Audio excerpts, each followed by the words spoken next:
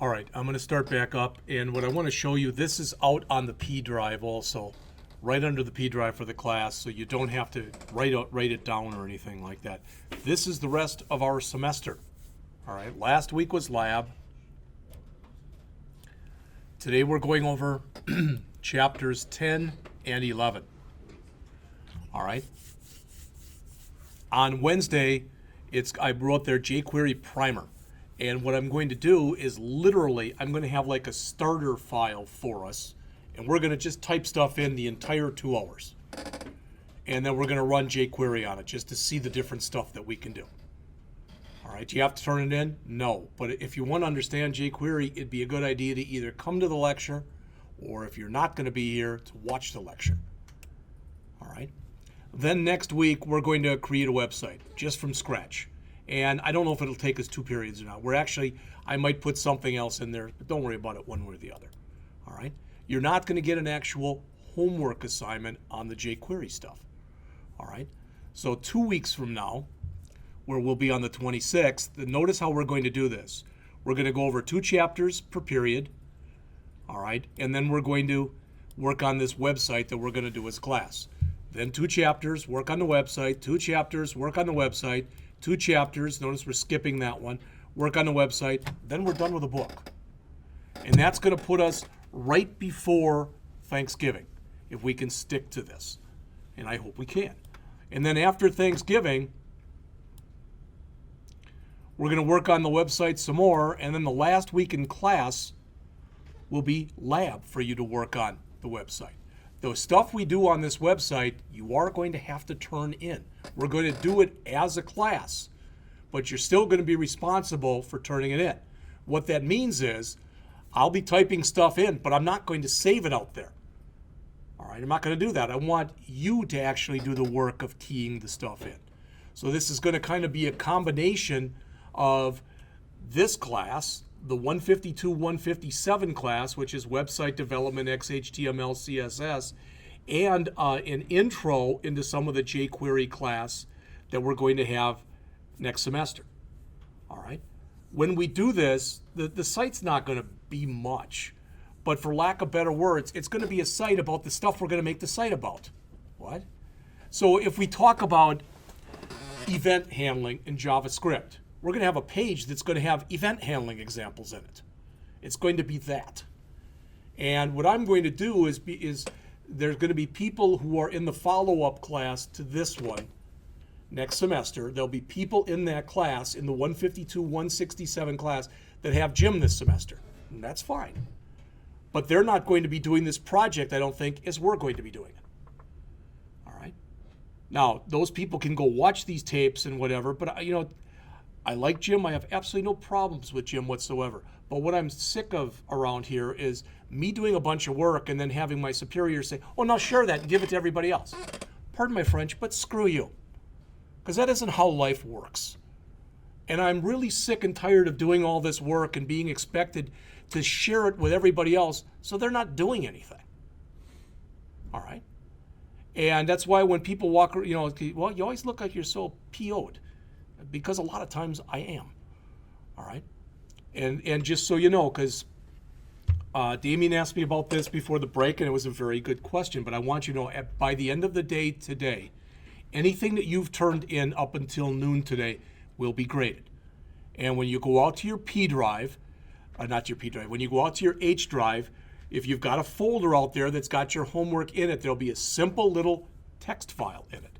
Now, if the assignment was worth 50 points and I couldn't find anything wrong with it, I'll give you 50 out of 50, but under comments, I'll put meets all requirements.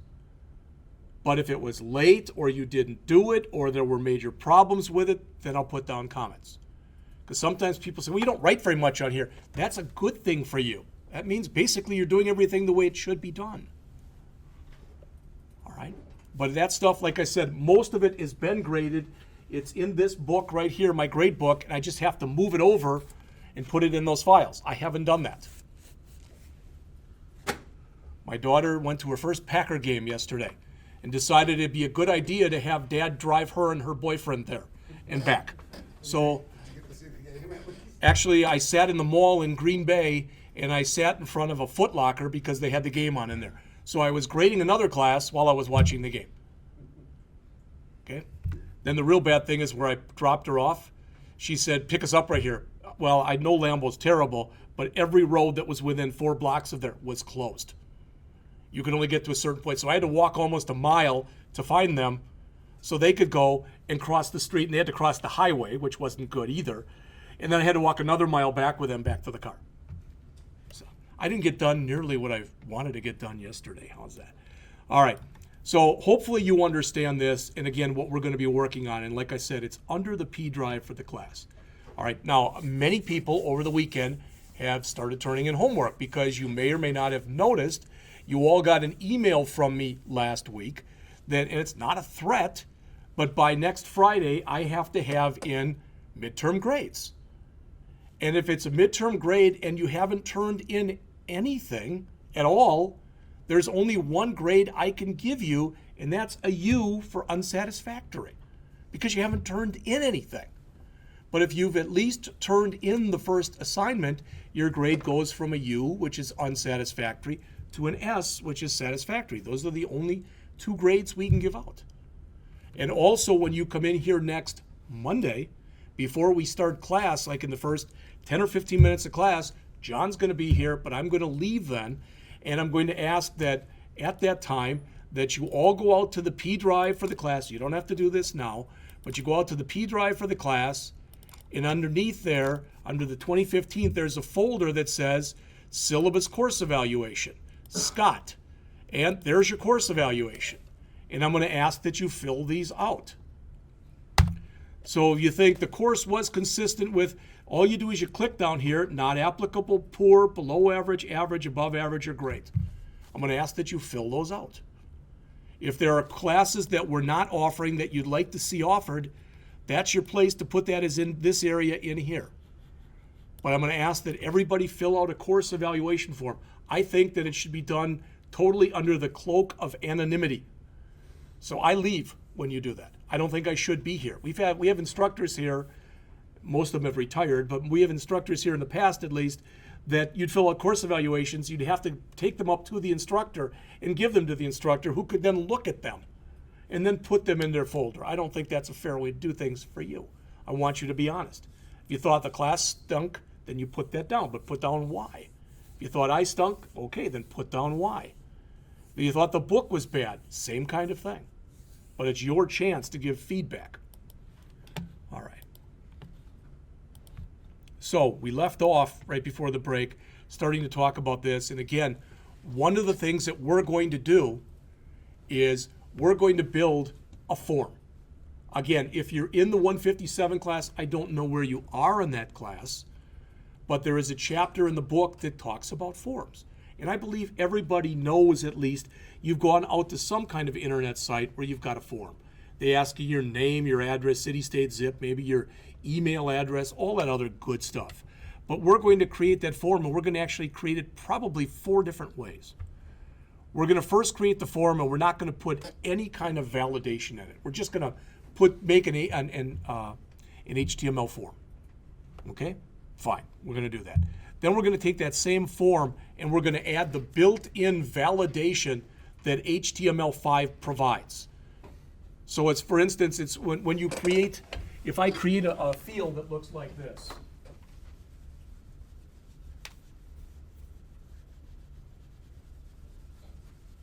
So if I create a field that looks like this, it says input type equal text, ID equals, let's say, F name for first name. All right.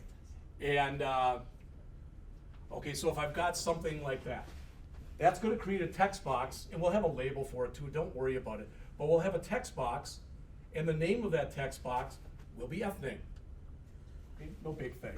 But if I don't put anything in there, and I click a button, nothing special is going to happen. But if I go over to that same thing, and I put this on the end,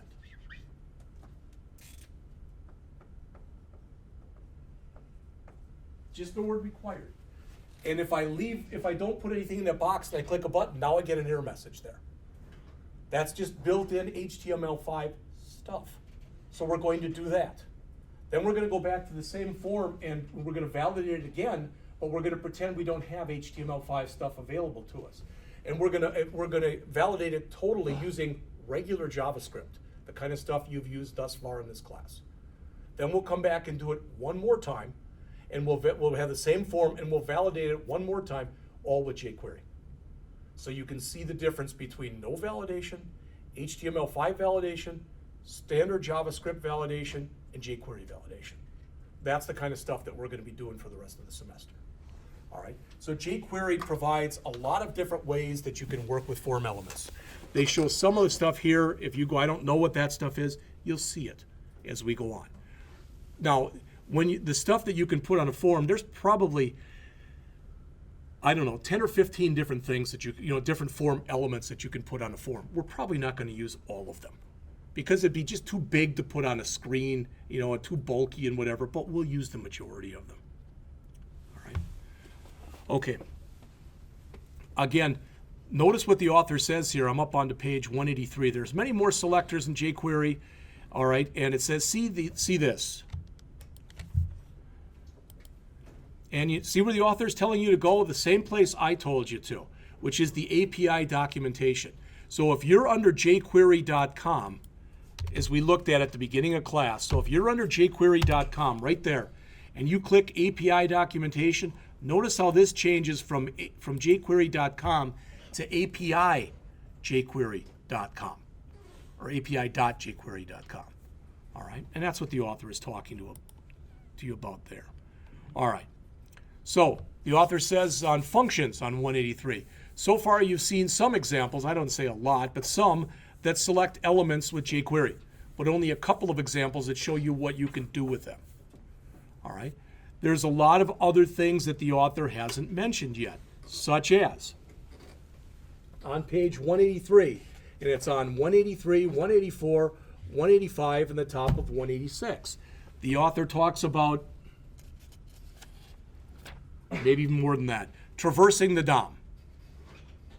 When you create a website like this, so let's say that we were creating a web page, and we had all that stuff you see in blue right there on the bottom of page 183, and then all this other stuff that you see on the first half of page 184. So let's say that that's our web page.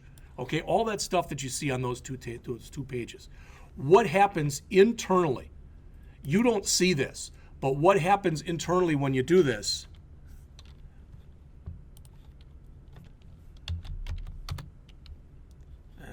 Great.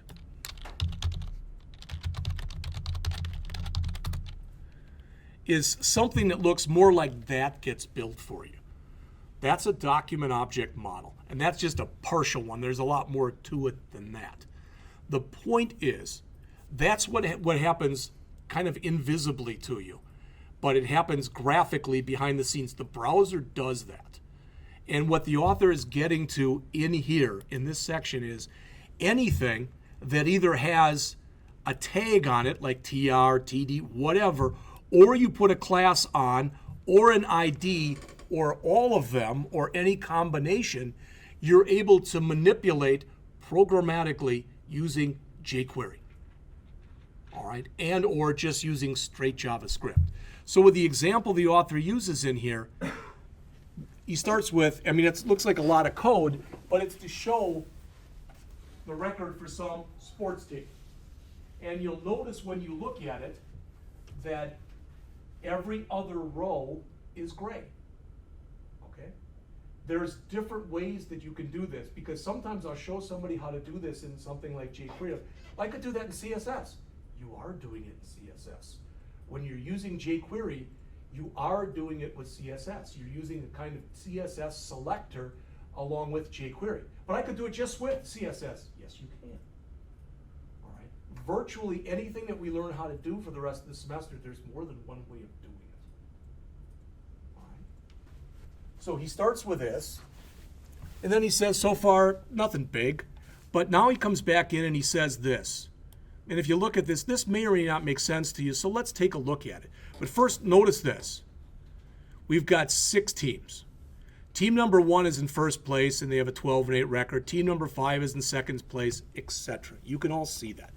But if you look at the 6 teams, you'll notice that out of the 6 teams, 3 of those teams have won at least half their games. Does that make sense to everyone? Because when you look over here on the win percentage, those 3 teams have got a win percentage of .500 or above. All right. So now what the author is saying is, and now I've got the thing hosed. Yeah, that's lovely.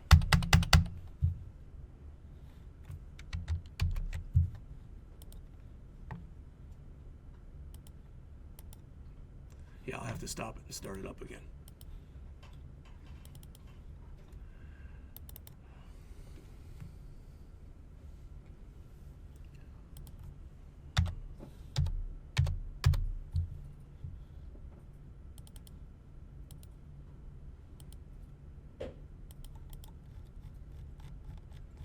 So we saw this, and like I said, I'm not even going to click anymore. These 3 teams have all won at least half of their games. So what the author wants to do in this thing of code right here is he wants to check, and he says, if their winning percentage is at 500 or more, take them bold. So you'll notice these 3 here, you can see it probably better in your book, but this is page 187 in your book. Those 3 winning percentages are bolded, and the other ones are not. And again, is this a big thing? Not at all, but all the author's trying to show is how you can do some manipulation here programmatically. All right. Now, it might look a little different here because when you look here, you're like, this, what the heck is this? In JavaScript and in the Java programming language, the word this is a key word. It means, for lack of better words, the current object, what you're currently talking about or what you're currently accessing. So where it says this.text, what it's looking at is this text right here. And it says if this text right here is greater than or equal to 0.5, that one is, that one is, that one is, these are not. If it is, it's saying now for that one, all right, it says go over the parent basically and make its font bold. That might look like something, you might say, oh, I don't understand any of that. But if you understand conceptually what's going on, that's what we're going to be going over in the next class. All right? We're going to start with some simple examples in the next class. We're just going to have some paragraphs. And again, we'll make them fade in, fade out, move around, change their color, put lines around them, etc. Then we'll create, and again, I don't know if you guys have done this with Jim or not, but if you create this, that's just a division. It's a div. But what sometimes people don't realize is the div, for lack of better words, maybe this sounds a little hokey, but the div in some ways is almost magical. Because if I come in here and I say div, height equal 500, I'm just going to put them on different lines because I'll run out of room otherwise. Width equals 500. All right. Not equals. And then I say color black. I'll make it blue because I've got a blue pen in my hand. Blue. All right. Now, if I do that,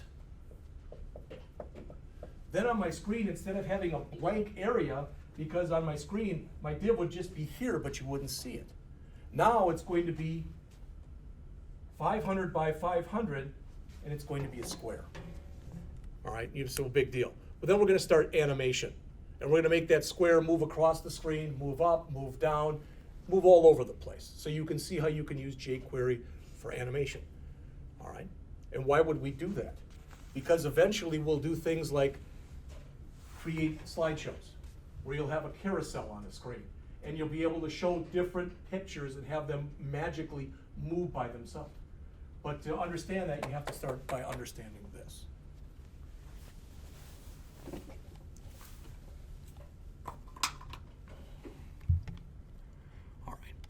What you can do, one of the things that you can do with this, notice here it says changing text and XML or an HTML. I can take whatever I have on the screen and I can change it. In other words, I can use jQuery to take stuff that I have on the screen and totally remove it if I don't want it there anymore. I can take stuff on the screen that doesn't have anything, and I can add text where it wasn't there anymore. Or I can take stuff that's on there. So for instance, I might have this where it says hello. All right? And you click a button in right here. Whatever the button says, it doesn't matter. Click me. And you click the button, and magically the word hello changes to the word goodbye. All right? Now that's not that big a thing, but again, the idea is what's important here is that you can use jQuery to either write HTML for you, modify existing HTML for you, or remove stuff that was created. So I can add whole paragraphs, I can add whole pages if I want to. All right? So again, we can use it to change things, we can use it to insert things. We're going to do all of that.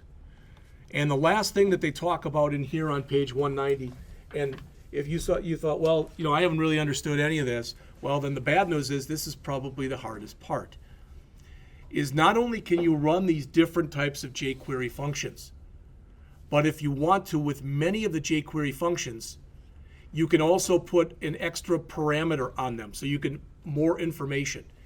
When the function is done, you can have it call another function. Why would you want to do that? All right. Well, I might want it set up so once I create this div, I might want it to give me an alert box that says your div has now been created, something like that. And I can do that with a callback function. So when you come in here next time, what we're going to do is we're just going to go over example after example after example. Now, I'm just about finished, but it's up to you.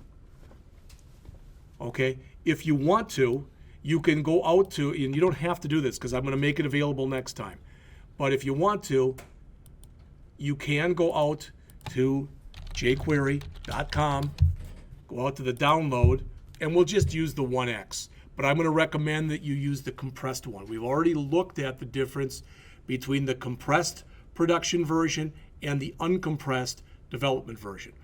Again, if you're not going to modify what you're working with, you should really, there's no reason to not use the compressed one. There really aren't that big a difference inside. This is just a zipped one. It's zipped and all the white space that isn't needed has been removed. All right? So, I mean, like I said, seriously, we're going to do as many examples. If we can get through 30 examples, because that's what I've written, that's what we're going to do. All right? And probably before, because I showed you that schedule, probably before we go into this IBM website, I'm going to give you that. I'm going to give you all the code. You're going to get everything. All right, but before we do that, we're probably going to look at something that's called HTML5 boilerplate and just take a quick look at that first. If you don't know what that is, don't worry about it. So we'll do that next week. All right? Questions? All right. So that's all I had.